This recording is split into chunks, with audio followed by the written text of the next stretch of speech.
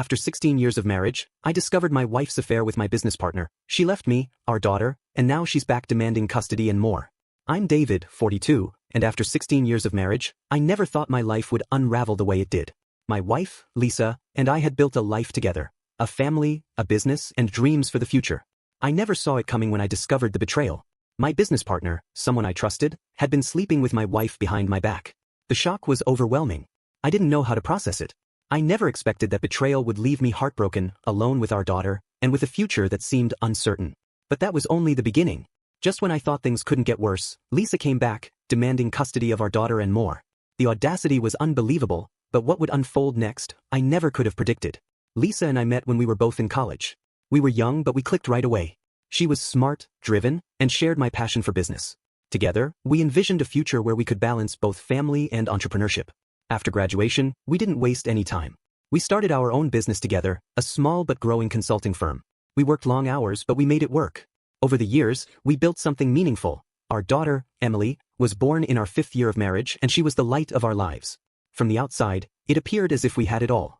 We had a beautiful home, a flourishing business, and a daughter who was the pride of both of us. I was proud of the life we had built together. But as time passed, I started noticing little things that made me wonder if Lisa and I were truly on the same page anymore. She began spending more time away from home, attending business meetings that I wasn't a part of, and becoming distant.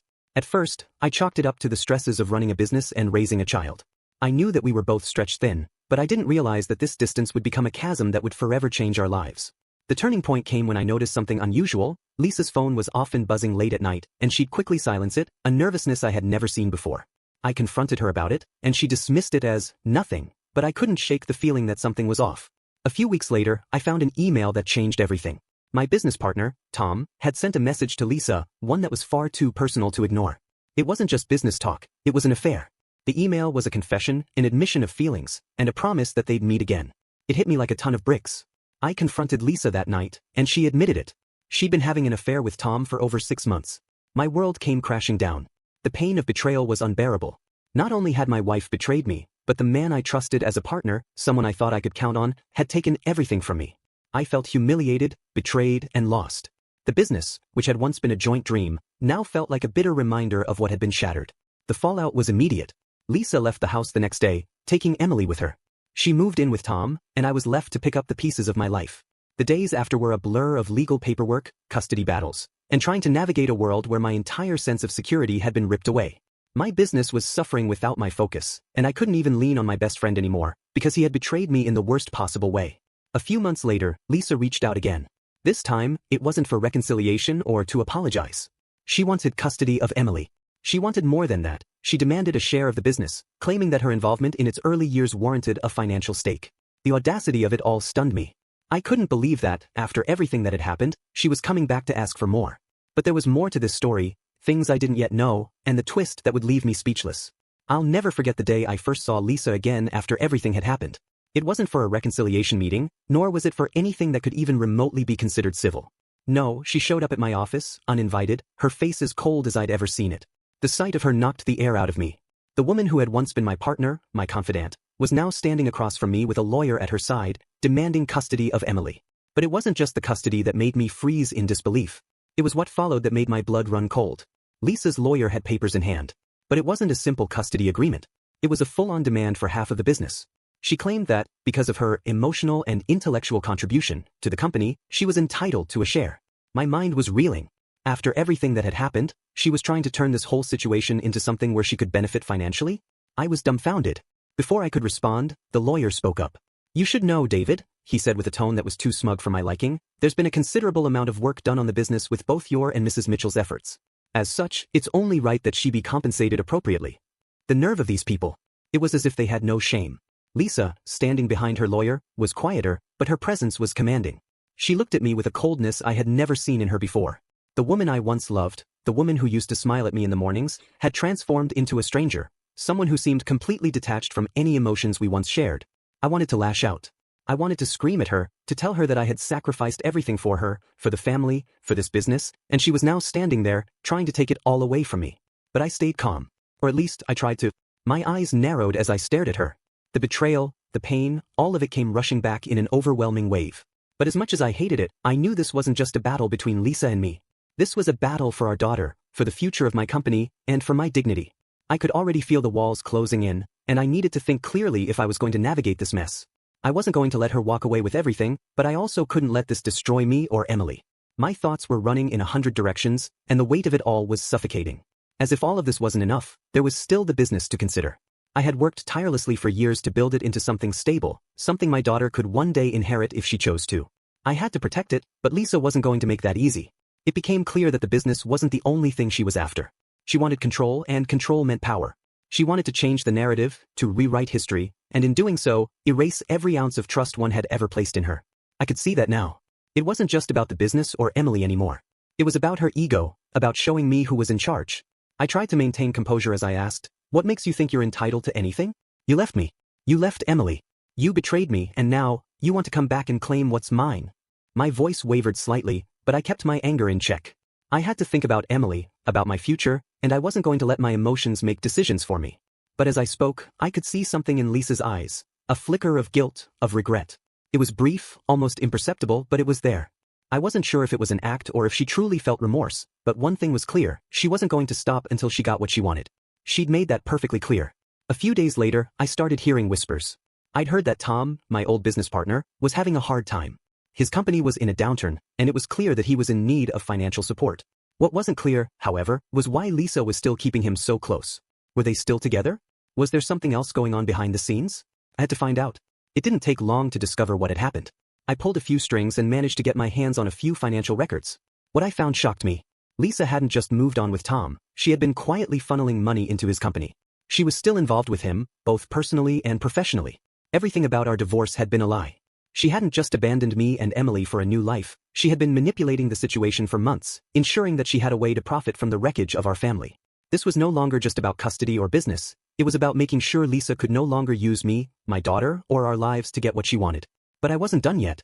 Months passed since the courtroom drama, and with each day, the bitterness that had once clouded my life began to dissolve. The pain from the betrayal was still there, lingering beneath the surface, but it no longer had control over me. My life had changed, there was no denying that, but now it was different in ways that felt more authentic, more meaningful. I shifted my focus entirely to Emily. We found our own rhythm, no longer overshadowed by the toxicity of the past. Emily had always been the best part of my life, and now, after everything had fallen apart, I could finally dedicate myself fully to her. Together, we carved out a new life, far from the wreckage Lisa had left in her wake. Slowly but surely, I watched my daughter grow stronger, more independent, more confident. The dark cloud that had hung over us for so long began to lift, and though there were still tough days, there were fewer of them. As for the business, I made the decision to step away. The company, which I had worked so hard for, was now a thing of the past. The sale had given me financial stability, but more than that, it gave me freedom. It gave me space to breathe and finally take a step back. I had always been so wrapped up in the success of the business, thinking it would bring me the happiness I wanted, but now I realized that true happiness came from the people around you, the ones who loved you unconditionally, who were there when things got tough. Emily and I spent quality time together, healing. We went on trips, explored new hobbies, and lived in a way that had previously seemed impossible. I made sure to be present, truly present, with her in every moment. It wasn't just about doing things together, it was about being together, building memories that were our own. I watched her flourish, not just in her studies, but in her confidence. The confidence that had been chipped away by the previous chaos had returned, and it was beautiful to see. I also sought therapy. It was something I had avoided for years, but I knew I had to face the emotional toll Lisa's betrayal had taken on me. I couldn't let it fester in my mind any longer. In therapy, I discovered how much of my self-worth had been tied to the approval of others, especially Lisa's. I worked on understanding my own value, independent of her actions. I learned to let go of the anger and the hurt, not for her, but for myself. The therapy didn't heal everything overnight, but it gave me the tools to finally move forward, to stop letting her betrayal define me. And then there was Lisa. Over time, she began to reappear in my life, always in the most unexpected ways. At first, she tried reaching out with manipulative apologies, hoping to rekindle something from the past. But each time I refused. I had learned that the person she had been to me, and to Emily, was not someone I wanted in my life. I had to draw a hard line, a line that was about protecting my future, my peace, and most importantly, Emily's peace. One day, she called, trying to convince me that she had changed. She was emotional, remorseful even, but the truth was clear to me now. Her actions had already shown me who she was. I had no time for more games. I told her that I was done with her attempts at reconciliation, that she had caused enough damage to my family, and that I was moving forward without her.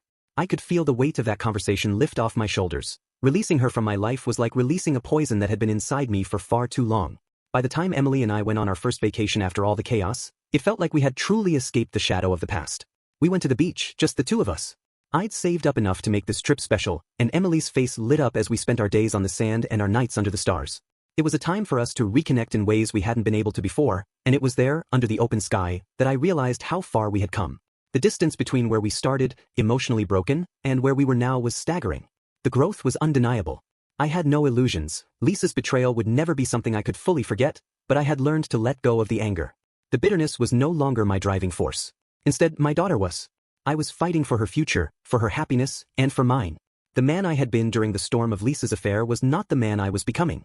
I had rediscovered my strength, my integrity, and most importantly, my ability to love again. As for Lisa, I had long since stopped worrying about her. She was no longer the center of my world, nor would she ever be again. I had rebuilt my life, brick by brick, and I would not let her or anyone else tear it down.